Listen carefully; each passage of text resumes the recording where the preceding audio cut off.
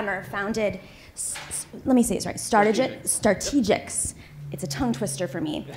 Keith's skills are helping companies innovate and grow through surprising insights, new perspectives, and creative approaches to challenges. His business developed focused strategies have won him awards from PR News and the Webbies. He's driven positive business outcomes such as equity investments and membership acquisitions. These are big words and big terms, but it's a big deal. And he's gotten a lot of international media. He represented the corporate world, and then he also was a communications director for a very large PR firm. He has a revelation in a minute. He also does something else. But right now he's working with startup companies, entrepreneurs, artists on making their passions fit the mold of the business world. And then Jessica, Naeve, is a partner at De Silva and Phillips. It's a leading boutique investment bank covering middle market media, tech, information, and marketing services. She focuses on digital and tech-enabled services across the media and marketing industries and has worked with a wide variety of companies in the space, from New York Times Company to Condé Nast and Rodal and Microsoft, Deloitte. She's a big deal. So let's start off with Keith. You know, I just want to start off by saying this. They put things in terms of like right brain and left brain. And in this world that we live in today, that doesn't work anymore. You know, hierarchies are falling apart, business models are changing. Everybody has to have a little bit of both. And so my goal on this panel is to try to figure out a way for the right brainers to have a little bit more left brain and the left brainers to use a little bit more of their right brain. And you guys are doing a great job of that. So tell us, give us your wisdom. Thank you, Nomiki.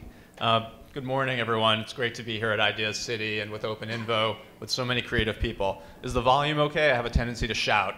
On Wednesday, actually, it's good? Yeah. On Wednesday, actually, the last talk I gave, I was actually just speaking to a bunch of kindergartners. So no mic, just shouting. As Nomiki said, there seems to be this divide between right brain and left brain. Basically, the title we thought of for this talk, and that I guess that we've gone with, is "Don't Fear the Bankers and Lawyers."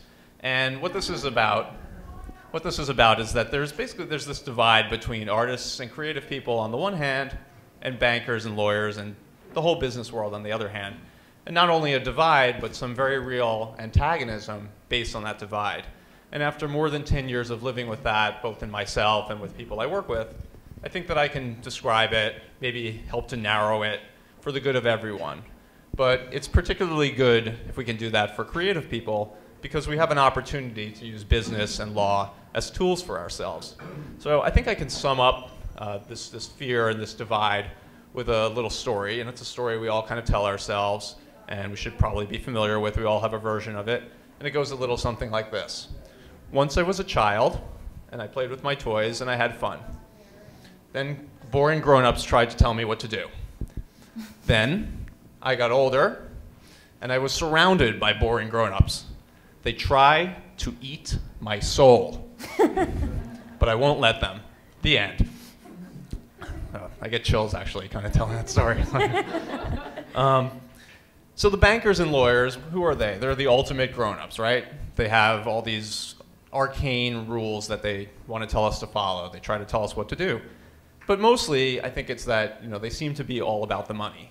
And that means that there's a sense that they don't protect what's really important to us, among them, authenticity. And that so if you're going to work with the business world, or God forbid, for lawyers or bankers, there's an idea that you're selling out. And so now I have a confession to make. I think I'll hold this for a second. Okay. But the confession is actually that I'm a lawyer. My jacket. I don't have the whole suit. I kept on the jeans so that you all don't have to run out of the room. He's a tech lawyer. It's part of the... But I consider myself a creative person. In college, I did a lot of creative writing. I've always been into photography. Most of all, I just have the type of mind that comes up with a lot of ideas, more than I could ever do, unfortunately. But I went to law school. It seemed like the practical thing to do. My parents were very happy, as I'm sure you can imagine. And I went to work at a big law firm where I did mergers and acquisitions of companies that were founded by creative, successful people. And then I spent most of my time wishing that I was on their side of the table instead of mine. And the divide got bigger in my mind. And at big law firms and investment banks, many of the people, not all of them, we have a similar narrative about creative people versus bankers and lawyers. And in our narrative for the big law firms and the big investment banks, I'm sure, because I know many of those people, we're the grown-ups, so we're the heroes of the story. And in this narrative, the artists are like the kids, right? They just mess everything up. They splash their paint all over our nice documents that we just got finished crossing the T's and dotting the I's. They get themselves into trouble, and we have to watch out for them. And lawyers especially love the idea, just love that, to make everything that we do very mysterious. We have secret meetings, and we write in Latin. Who else writes in Latin? The Vatican. So you see, we're the grown-ups, but we didn't want to be the grown-ups. So I'm creative, but I also have to be a grown-up. So what do? Well, what I do now, most of the time, is I start businesses based on my ideas. And I help other people start businesses. So I get to use both my legal background and my creative side. And I help people on both sides of the divide. You see, to me, business is the ultimate creative outlet. You can take your ideas and you could effectively broadcast them, distribute them into the marketplace where millions of people get to see them, which is basically a dream that a lot of creative people have, just looked at a different way. And business strategy, to me, also is a creative endeavor. I'm actually writing a novel, and last year I told one of the members in the group where we critique each other's work, and I told one of the members, I'm too busy right now. I think I'm going to have to take a break from the group. I think I'm going to have to take a break from writing fiction. And he said, you write business plans. So, I think I can help narrow this divide between bankers and lawyers and artists, creative people, and it's already narrowing, as I think you heard Emily talk about a little bit. And you'll hear from some other speakers as well. And that's really good for everyone. It's good for creative people because at some point we will be, or should be, dealing with bankers and lawyers in some way. And it's good for the business world because we need creative people more and more. It'll help us get at untapped capital, which is the theme of Idea City this year. And as you heard Emily talk about a little bit, arts thinking really is the future of business. It can't be commoditized because it can't be automated. And it's hard to outsource. Companies are realizing they need to create cultures that support innovation, and they are looking for artists and other creative people to help. And authenticity is key now. Social media is so powerful, and you cannot be inauthentic or you will be called out. And in the end, a narrowing divide between business and creative people really means that more of us will be doing creative work that's authentic for us, where we make enough money, we also have freedom, where we have stability to be grown-ups, but also to play like children. Jessica has some additional thoughts on this, and then hopefully we'll get deeper into it. Can I just jump in really quick? Sure. You mentioned that companies are now looking for artists to come on board and help them modernize and reassess their business. How would you suggest artists find those companies, find those places? I mean, this is such a foreign world, and it's it's overwhelming. Like, how do you turn your art into a resume? And I mean, maybe you can answer this as well, Jessica. It's open-ended. Very open-ended. Let me give it some thought. Okay. And, well, I mean, from a practical perspective, yeah, artists are in extraordinarily high demand, and I think, in my business, what sort of spurs M&A in the media industry is that the large companies don't feel like they can attract the right talent. So almost every single acquisition is based on them wanting to find new talent and feeling that they have to buy a company in order to get that instead of just post listings and use recruiters like they may have relied on recently. And I think acquisitions being driven by hiring is the dominant force right now for whatever reason. So in terms of finding positions, being creative, the best thing to do is to talk to everybody you know first. The second thing to do is again, look, if you want to look at the startup world, which I think is an incredibly fun, incredibly dynamic place for creative people in New York City, especially right now. I mean, it's just absolutely exploded. The best thing to do is to do a web search for all the venture capital firms in the city and look at their portfolio companies and go to the portfolio companies' websites and get in touch, find somebody you know, get in touch with them in some way. Those companies have money, so they're able to hire you and pay you, and they will have a lot of interesting new jobs. They aren't going to be as structured about posting listings on Monster, but they will be receptive to incoming interest, especially if you can identify with what they do in some way. And come with an idea of what you'd like to do there, and that's what startups are all about, is identifying something interesting that they may not have thought of before. Yeah. I would just add, yeah, I think the thing about startups and particularly smaller companies is, you kind of get to make your own job a lot. So you really think about what you'd like to do, and you can match it up with their needs. And if you, even at big companies, think about when you look for jobs, basically you are advertising your skills, and a lot of your skills are transferable. What happens is, in the business world, a lot of times, the skills that you might have as artists might be called something else. So you simply have to just learn to speak their language a bit. And that's actually probably something that a lot of you are really good at. So it would just take, as Jessica said, talking to people, finding out the language that they use to talk about the skills that you have. But that's more big companies. Small companies particularly, you really can make your own job, and they may not know they need you, but they do. You've got to hustle a little bit and become your own salesperson, and that's really the point of this conversation, is that we're all in charge of our own careers now, and we have to be creative with how we formulate them, and for lack of a better term, and it's so cliche now, developing our own brands. Because a lot of these companies are so new, they don't even know what they need until someone comes to them and says, hey, maybe we need a designer for blah, blah, blah. So, I don't know. Jessica, you talk a lot about how to define a creative job in today's world. Could you help us understand that? Sure. So I guess talking as an investment banker feels very funny to me. I launched my career coming out of college with the only intelligent decision that I could make was that I didn't want to be a banker, so I decided to be a consultant, and that was the entire decision process. So ending up at this point, it feels very ironic after that auspicious beginning. I detested consulting and left it to start an online school for graphic design. .com boom, met a guy who was a digital design professor at Parsons and built a business. And it's interesting to me in retrospect because that felt so creative. I mean, I've always been drawn to creative people, to new ideas, to design, to drawing, to art. But in retrospect, that job was actually a lot less creative than what I'm doing now.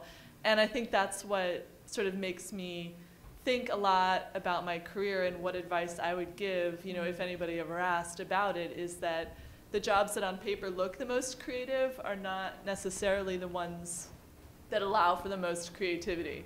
And so over time, we built the business. It was really interesting. We raised venture capital, got it to profitability. You can now get actually a degree at Sessions College, which is very exciting. And then, I sort of went to media and sort of had much more structured jobs all around creative, launching websites, running video at about.com, doing things that, again, were really entrepreneurial and really interesting, but all of a sudden it took a step back. And I realized that the sort of structures and the confines of the way the jobs were set up made them not fit me. And, I ended up just talking to everybody I knew. I certainly looked at job listings online, but it was through conversations with people that I ended up at a job right now that I never would have identified on a job listing. So it would have been pointless for me to sift through LinkedIn and apply to be an investment banker. But instead, the nature of the job is sort of complete autonomy, complete lack of any infrastructure to get things done when I have an idea. You sit there with a couple people, you say, I want to do this. They say, how are we going to pay for it? And then great. And what's the outcome going to be? And it really involves meeting with a lot of entrepreneurs, trying to figure out where to put our resources, figuring out the future of an industry, and evolving as I go. And the extraordinary autonomy and creativity of this job is something that I didn't encounter in any jobs that on paper looked creative. And that was sort of the irony of it, but also what I love about sort of where it is now. How would you suggest somebody who is creative, who's never been in the business world before, maybe they want to launch a business, maybe they don't, maybe they're just curious about how they monetize their own passions, how to turn their artwork into something that is valuable in terms of money. How would you suggest a creative person balance that out? I mean, starting a company or your own business is a creative pursuit, but it is very analytical and it is very structured. And how do you keep that, like you said, when you entered that workforce, it wasn't as creative as you thought. How would you balance that out? Yeah, you know, if you have an idea, I think the best thing to do is to choose some, you know, mentors from different perspectives and figure out sort of where the revenue is in it. I mean, unless you're sort of building a technology platform, you really do want to think about who's going to pay you for what you're going to do, and can you know, provide what they're going to pay for less money than they're going to pay you. So, you know, you got to just sort of take a basic look at, is there a scenario where people's interest, willingness to pay, and excitement about my product are bigger than the amount I'm going to have to expend on creating it. And then try and do some samples, go out to wherever it is that this thing is going to be distributed and get a demo set. I mean, what you really want when you have a new business is one proof of concept. And you got to identify what that proof of concept is as quickly as possible. Once you have proof of concept, then you can replicate it, then you can attract some, you know, help, and you can get others excited. But I would not waste time, especially to Keith's point, on writing a 100-page business plan unless it feels, you know, cathartic or interesting in some way. It's not. Nobody wants to see those anymore. So, Keith, you know, you work as a lawyer. You work with businesses and helping them develop the skill sets and develop their plans. What kind of skills would you recommend artists in the community develop, like, you know, negotiation skills, things like that? What kind of things do they need to work on when they enter the workforce or the business world, the traditional business world? Well, again, it's about it's really about about the language and the way that you can talk to people. I think that the skills that you need are really just to have sort of a basic way of understanding how business works. It's not that complicated.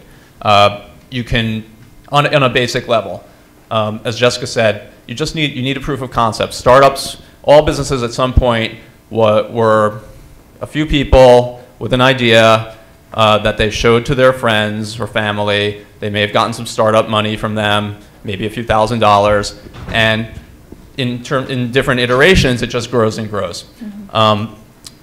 You know, you can really learn how businesses work on a basic way fairly quickly. There are going to be good reasons to hire lawyers and investment bankers, and obviously you don't want to spend all your time doing that. You want to spend time creating.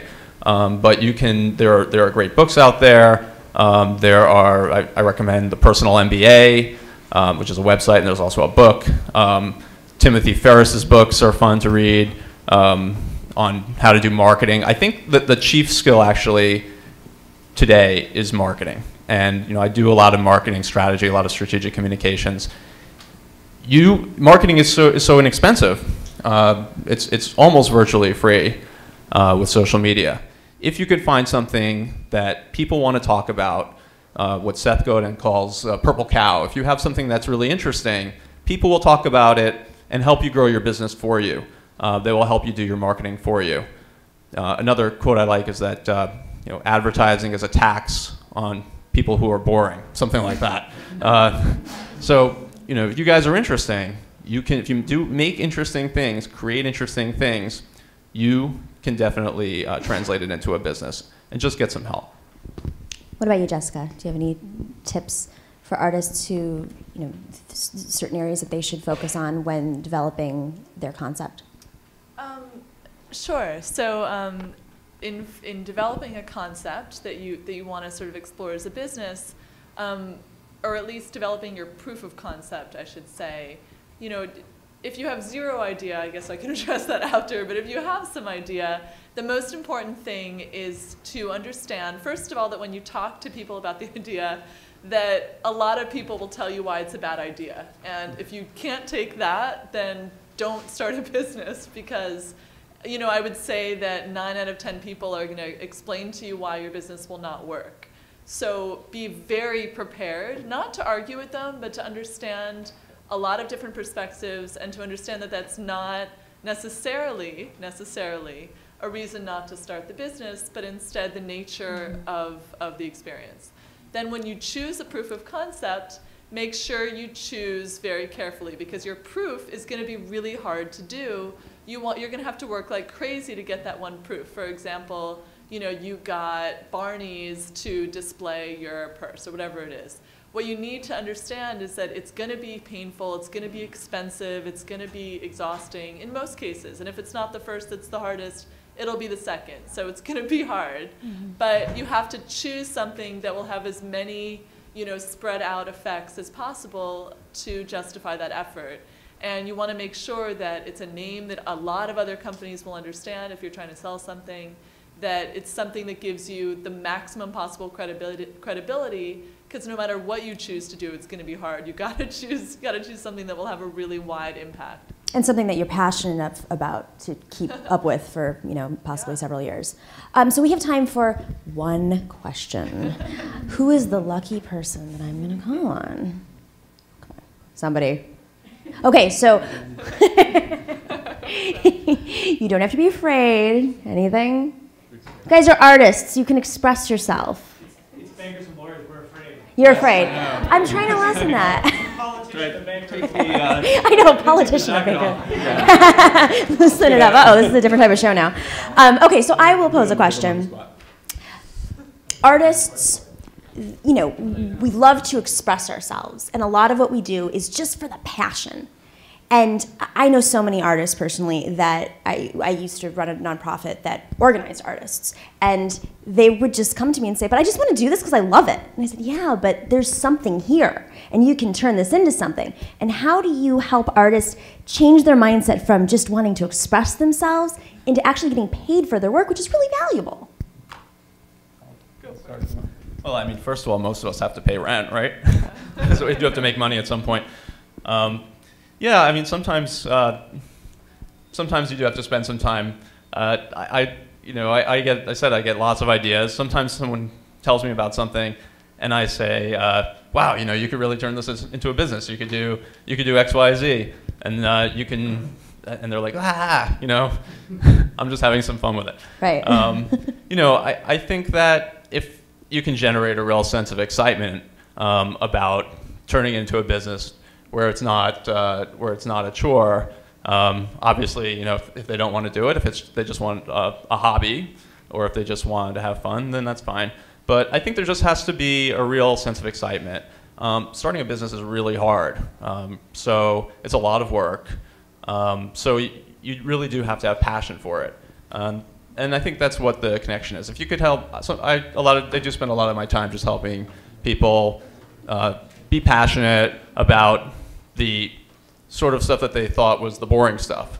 And by the way, never outsource all the boring stuff. Never let someone else never hire a lawyer or a banker who's just going to make all the decisions about your money. You really need to understand the financials if you run a business. But these things are, if you could find a way to make them interesting by making it kind of a game sometimes. For a lot of people who start businesses, I know for me, not really driven by the money so much. The money is just a way of sort of keeping score. You can make it sort of fun. I think that we like to have fun. We like to think of what we do as fun. So I just help people find ways to have fun with it. To also sort of go on what Keith mentioned, it's really hard to start a business. And I think that there's a little bit of an over trend now that just because you like something and are good at it, you should start a business. And I think that there kind of has to be this vision of how what you're doing might have a larger impact on the world, might have a legacy for you, might be attractive as a bigger item.